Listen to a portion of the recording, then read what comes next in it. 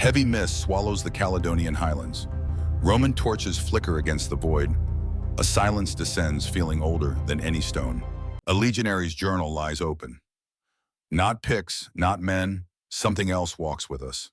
The ink is smudged by trembling hands.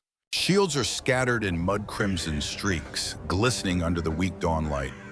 No bodies remain, just a broken and consumed line. In Rome's archives, a dry note records Aquila Perdita, the eagle lost. No explanation, as if words recoiled from the truth. Lightning splits the valley, revealing scaled, towering figures with lashing tails. Thunder follows, drowning out the screams. A sentry is wrenched from his post. His falling torch hisses into the mud, leaving only darkness and a final silence. Funeral pyres rise in a broken formation, their smoke twisting into mist. Survivors watch, too hollow to speak their discipline, now ash. Centuries later, claw marks carved into stone defy time. Scholars measure them, but they cannot explain what hand or beast left them. A fragment of Lucullus's scroll endures. Beyond the wall lies remembrance of what Rome never claimed. The ink is blotched by fear. The valley is still shrouded in mist. Locals whisper of glowing eyes at the tree line, watching and patiently waiting for Rome to return. Dawn rises over Caledonia, casting a pale light on mist-choked valleys. The Roman outpost clings to the frontier against an endless wilderness. At first call, legionaries assemble. Shields lift Pila lock. The drill ground resounds with discipline forged by iron and command. A centurion's barked orders echo like thunder. His tone holds the steel authority of Rome's ancient war machine, leaving no room for doubt. Armor groans as iron plates grind against leather. The air smells of sweat oil and steel senses trained to a soldier's rhythm. Beyond the camp, Hadrian's Wall stretches like a stone scar, a reminder that this is where the world Rome has not conquered begins. Sparks fly as men squat by grinding stones, sharpening blades. The sharp edges of their gladii gleam, ready for flesh or shadow. Caius, young and untested, polishes his sword excessively. His eyes frequently flick to the tree line where the fog coils, thick and unbroken. Old veterans speak softly of wars in Gaul and Germania. Their scars are maps of campaigns, yet no one smiles at the thought of Caledonia. Sentries pace the timber walls, peering into shifting veils of mist. They grip their spears tighter than regulations would ever demand. The eagle standard flutters in the camp's heart. Its bronze wings glint briefly, a fragile glimmer of Rome's power in a hostile land. In the quartermaster's tent, tallies are recorded precisely. Barley oil, salted pork are rationed for survival, as vital as steel. The legion forms a testudo, shields locked tight. The maneuver becomes instinct, a human fortress against unseen threats. Lucullus the scribe scratches ink on a parchment, noting the day's drills, provisions, and the garrison's growing fatigue. Horses whinny in their pens, stamping the earth. They smell something in the wind, spooked by what the men cannot see. Centurion Marcus Flavius walks the lines. His face is carved from stone, his silence a command powerful enough to straighten any soldier. He addresses the men, vigilate semper. Remain vigilant. Glory is fleeting, but discipline endures. At the forge, sparks dance as broken spear heads are reforged. Each hammer strike is steady, echoing the camp's own heartbeat. The physician tends to blistered feet and torn hands. Calluses form not from battle, but from relentless drilling, Rome's unseen war foundation. Laughter breaks the silence during mealtime. Soldiers share crude jokes, hiding an exhaustion too deep for words. Letters from distant provinces are read aloud. For a moment, men remember families far from this fog-shrouded exile. Tiberius, a scarred veteran, sharpens his blade with care. He mutters that Caledonia feels wrong, its forest too silent. A night patrol returns late. Officially dismissed as fatigue, it is unofficially whispered about over the campfires. Marcus responds with new orders. Watches are doubled. Roman discipline tightens around their unease like iron on a wound. Caius writes that Rome's order feels thin here, as if the wilderness patiently waits for discipline to falter. Messengers from the wall report Pictish ambushes. The frontier is bleeding, yet it never yields. The drills grow harsher. Sweat falls onto frozen soil as men thrust Pila in unison, their voices hoarse with oaths. Sentries report distant noises, splintering branches, tumbling stones. Hands tighten on spears, though no one admits fear. Lucullus records these anomalies as irregular occurrences, avoiding speculation that might stain official scrolls. At assembly, the standard-bearer lifts the eagle high. The legion roars its oath into the mist, a defiant sound against the answering silence. As the sun sets, torches ignite along the ramparts. Their glow turns the camp into a fragile island of fire against the unknown. Another day closes with drills, rations, and guards. The rhythm is unbroken, yet tension coils beneath every routine. In whispered corners, soldiers trade stories, glimpses of shadows in the fog movements that vanish when approached. Veterans remind each other of cursed lands, Germania's forests, Egypt's deserts. Now Caledonia joins their list. Marcus addresses the men again. Fear is natural, but Rome doesn't bend. Order is their shield, discipline, their salvation. Night falls thick and absolute. The ancient wilderness waits in silence, its secrets pressing closer with each hour. A pale fog clings to the camp at dawn. The unnatural silence stills all banter. Veterans sense a quiet not born of weather alone. A late patrol returns armor soaked. They report no pics, just a forest so still it pressed on them like a weight. Marcus writes his report with clipped precision. His stylus digs into the wax, betraying a strain beneath his discipline and factual notes. The physician wraps a soldier's arm. He calls the jagged gashes abrasions, avoiding eye contact and offering no further explanation. At the river horses balk and rear. They sense a stench no man can detect, forcing the men to use buckets drawn upstream. Lucullus observes the forest edge. He notes bending shadows, writing of something unseen, hesitant to put the full implications in ink. Scouts find a deer carcass, bones split by massive force. Some men recoil, crossing themselves despite Roman custom. Marcus orders the remains burned. As flames crackle, whispers of pagan ritual ripple through the ranks. Old prayers are murmured. Watchmen whisper of gleaming eyes in the dark. The low glow moves swiftly, then vanishes, leaving only silence. Marcus warns against superstition, yet he doubles the torches on the ramparts as a precautionary measure. Caius writes in his journal, "The pics I expected, but this silence belongs to no man." His stylus nearly pierces the paper. The forest groans. Branches snap in a deliberate rhythm circling the camp. Men on the walls grip their spears tightly. A patrol returns, pale from the mist. They swear unseen eyes follow them, but no one dares voice it in Marcus's presence. One soldier collapses trembling. He whispers frantic words no one understands. He is sedated, but his eyes remain locked open. Tiberius insists it's Pictish trickery, yet he never puts down his gladius, sharpening it until sparks fly, betraying his fear. Broad-clawed footprints appear by the ditch. They are too large for any man and end abruptly, as if the maker lifted into the air. The physician sketches the impressions, writing unidentified anatomy. He shows it only to Marcus before locking it away. Lucullus records the discovery as signa ignota, unknown signs. His hand trembles and the ink runs thick. A sweep of the perimeter reveals only silence. The sound of boots is muffled, devoured by the trees. The men's unease deepens. Gouges are found raked into oak trunks. The marks, like from daggers, rise above a man's reach. Sap bleeds down like open wounds. Evening brings heavy mist. Torches sputter. The men no longer joke, each footfall an intrusion into a waiting silence. A shattered spear is recovered, its shaft splintered by sheer crushing force, not blade or fire. Men exchange wary glances. At mess, camaraderie is gone. Every clang of a dish is loud. Conversations die the moment they begin. On watch, Caius hears breathing. He turns to find only fog pressing in its edges, curling like fingers. His chest tightens. His journal entry. "The mist is alive. It moves as we do."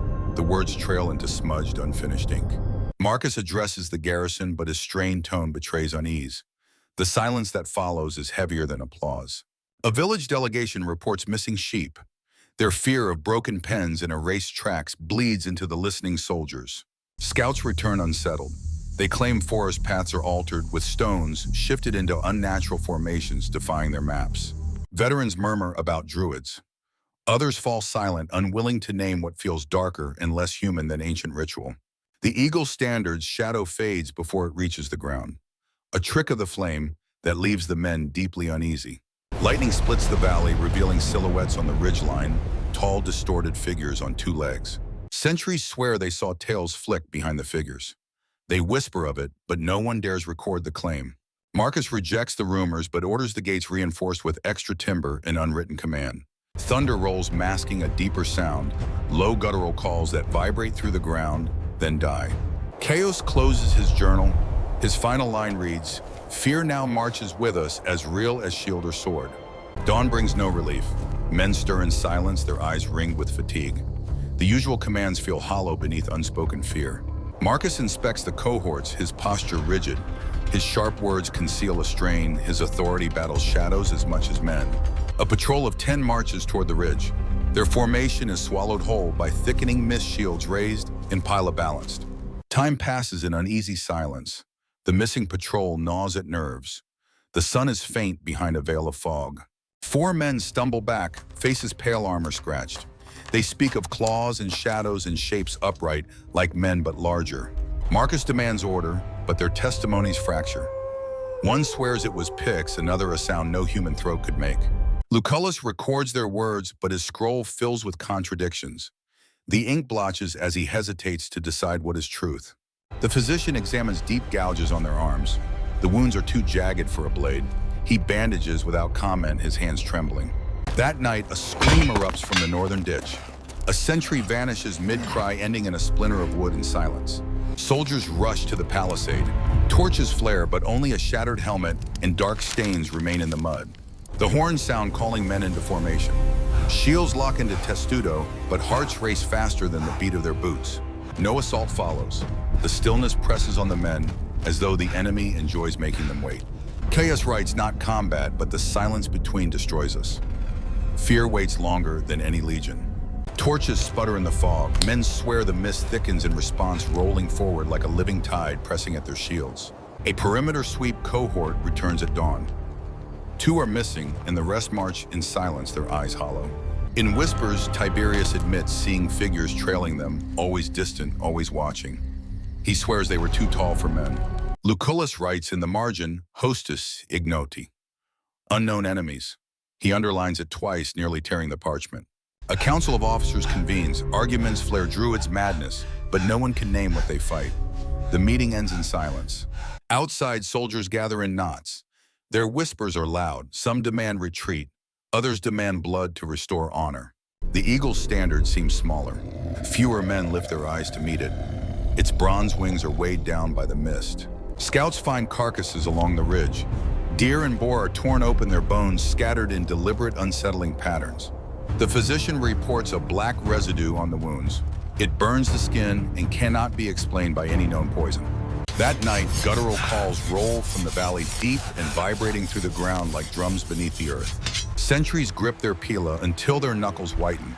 More than one admits they nearly abandoned post in terror. Marcus orders lashes for negligence and doubles drills. But fear cannot be beaten from men, and punishment deepens resentment. Caius writes, they march still but with no pride. We are driven by fear as much as command. His words bleed. Another patrol disappears. Hours later, only their shields are recovered at surfaces gouged with parallel claw marks. Lucullus pauses over his scroll. Rome records battles with many rights. But how does one record a war with shadow? A riderless horse stumbles back into camp, its flanks shredded. It collapses in the mud eyes, rolling with terror. Men openly cross themselves, their gestures defiant of Rome's gods. Even Jupiter feels distant beneath Caledonia's sky. An alarm rings out. Soldiers hurl pila into the fog. The missiles vanish into emptiness. No sound returns but their falling shafts. Marcus reprimands them for breaking formation, yet his own hand rests on his gladius longer than necessary. The men notice. Caius records, our shield wall remains, but in hearts the line is broken. He closes his entry, ashamed of his own fear. A storm descends. For an instant, lightning reveals tall, distorted figures with tails whipping behind them. Then they vanish. The silence that follows is heavier than the storm. The men whisper that even thunder fears to echo here. At dawn, broad-clawed tracks are found encircling the camp. Dozens of prints, yet not one footstep was heard. Marcus gathers the legion, proclaiming Rome's eternity, but his gaze flicks to the tree line mid-speech, betraying doubt. Tiberius mutters, eternal, yes, but no wall lasts forever. Others hear and none correct him. Discipline cracks further. 2 sentries vanish from their watchtower. Their pila lean untouched against the wall. The men are simply gone. The alarm blares again. Soldiers form ranks. No enemy charges, just silence that mocks their readiness. Caius records, we fight nothing, and in that nothing we bleed more than in war. His words read like confession. Lucullus closes his scroll. He dares to write, this enemy strikes not to kill, but to erode courage. At dawn, the physician reports crumbling morale. Men claim sickness shaking with fevers born of fear rather than wounds. Marcus orders a ceremony before the eagle. Voices rise in oath, but the chorus breaks as if the mist itself swallows the sound. Night falls heavier than before. The camp feels smaller, its walls fragile. The ancient wilderness waits, pressing closer with every breath. Darkness falls thicker than night. Torches sputter in damp air, barely piercing the mist, pressing close around the walls. Marcus triples the watches. Men stand in rigid silence, fear betrayed by the stiffness in their stances. A guttural howl rises from the valley, multiple throats as one. Shields rattle from vibrations traveling through the timber walls. Some men murmur forbidden prayers. Others stare blankly, mouths shut, waiting for the next sound to confirm their dread. Horns sound at the northern rampart, movement spotted. Shadows shift and dart like hunters circling their prey. A volley of Pyla whistles into the darkness. No cries, no impact, only the hiss of weapons sinking into wet soil. A scream erupts from a watchtower. A sentry is snatched from sight as his torch falls and dies. The fog surges closer, roiling as if alive. Massive silhouettes sway, upright tails sweeping low against the earth. The front ranks lock shields into a testudo. The wall of Scuda shudders from unseen impacts stronger than any man's charge. A legionary is dragged screaming into darkness. His voice cuts off, leaving a spray of blood on his comrades' shields. The physician grips a dagger with shaking hands. He whispers oaths to Apollo, knowing medicine is useless here. Torches are struck from hands, flames hissing into mud. Pockets of darkness spread as the enemy moves unseen. Chaos catches sight of a form in firelight scaled hide, towering shoulders and eyes glowing like coals.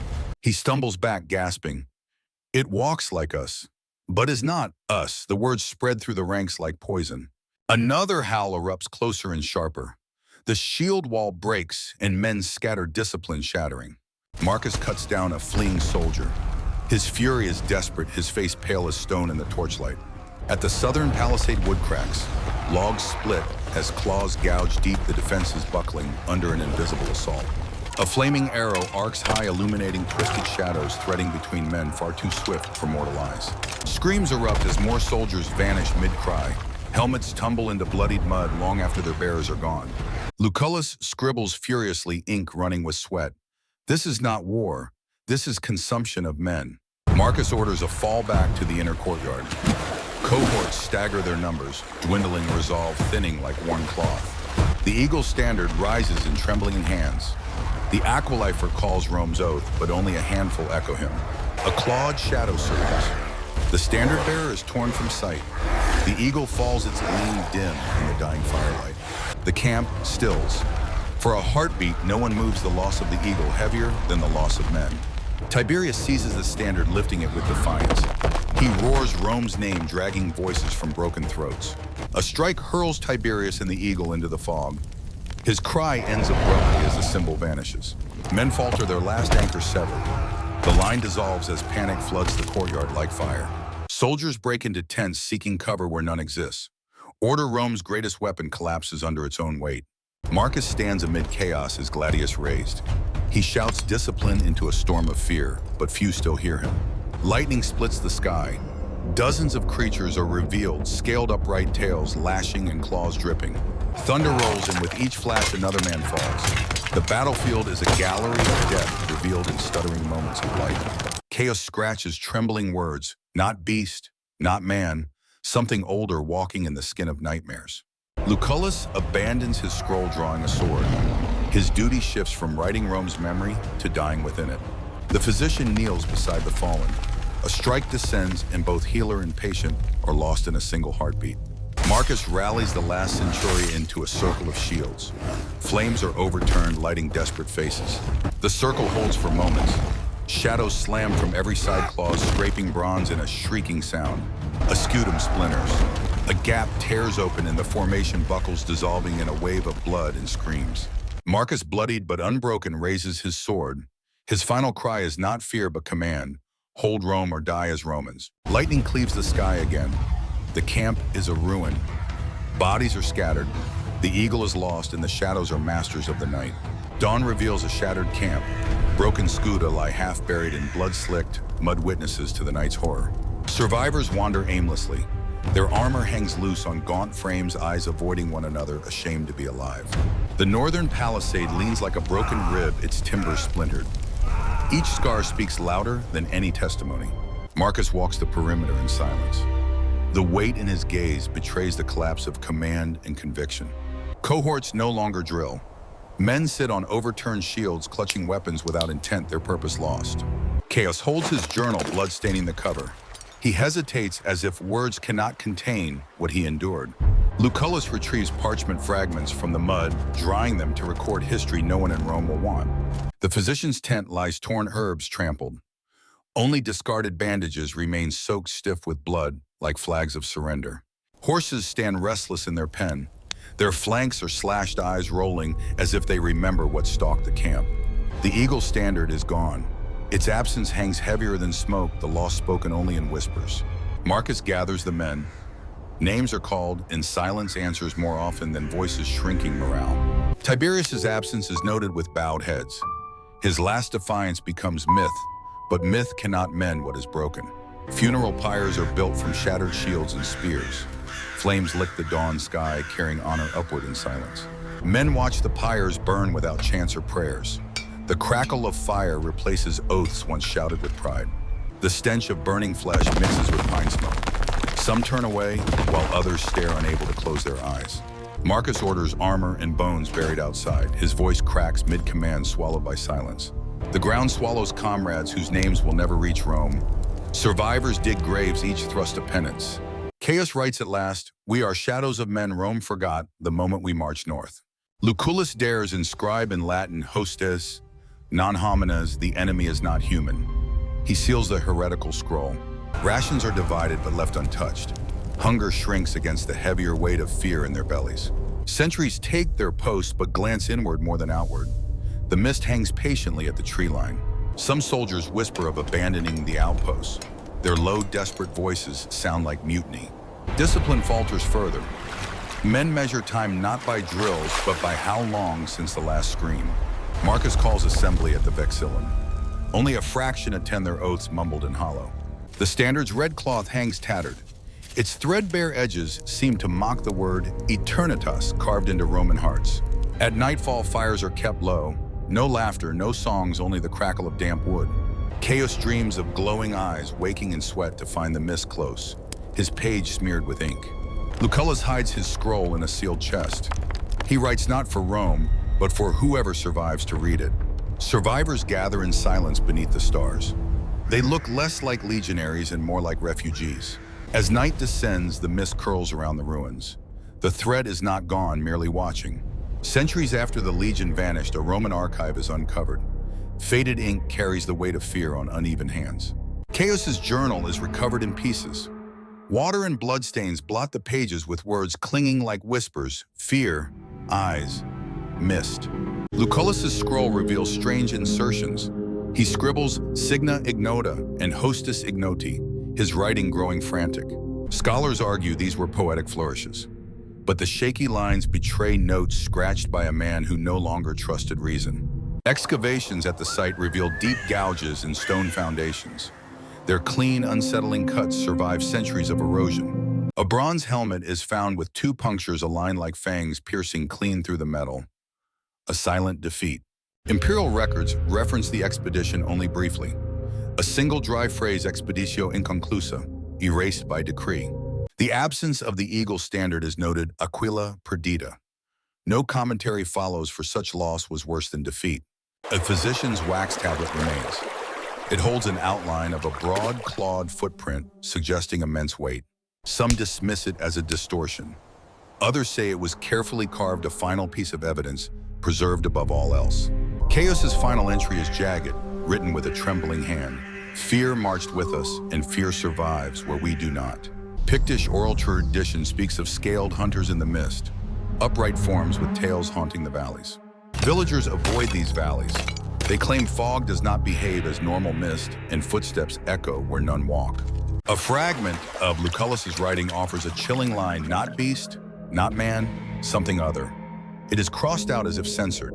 Armor fragments are bent inward, scored with parallel curved grooves, savage blows unlike any blade or wolf. A shattered gladius lies nearby, its blade folded like soft metal from immense force, its owner's end preserved. Roman annals skip from this expedition directly to others. The empire of record-keeping chooses a deafening silence. Chaos's script grows frantic sentences breaking apart. His fear is etched in the very collapse of its form. One burned page reveals half a sentence. They circled us, not to win, but to be remembered. No further writings follow. Silence stands where testimony should be, as if voices were swallowed into the mist. Scholars claim famine or desertion ended the garrison, but no graves are found, only scattered scored bone. Families petitioned Rome for answers. Replies offered vague assurances, ill fortune in Caledonia. Farmers uncover strange remains bones with claw-like scoring armor fused into stone. They are dismissed as curiosities. Legends grow stronger nights when mist rolls heavy and unseen steps echo across the empty ground.